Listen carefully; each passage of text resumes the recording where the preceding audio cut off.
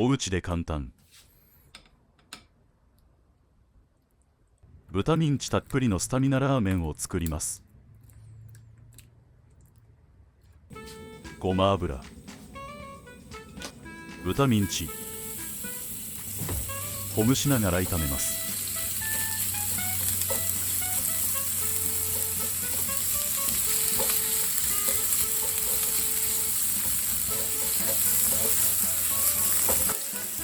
刻みにんにく、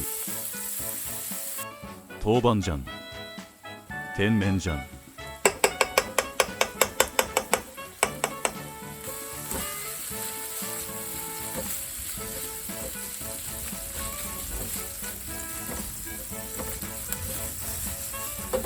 玉ねぎスライス、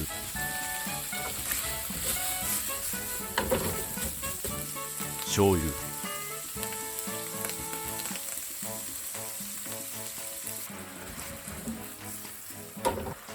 ガラスープの素、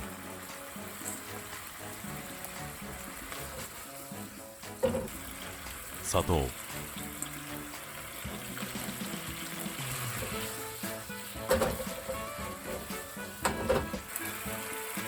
水、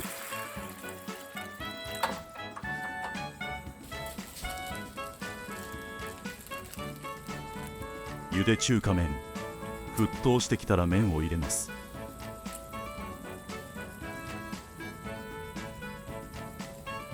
麺がほぐれて温まれば麺だけ器に盛ります。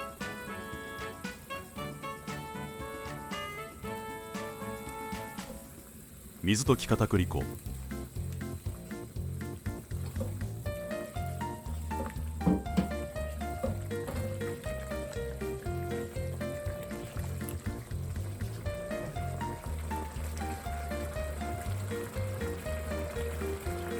ごま油、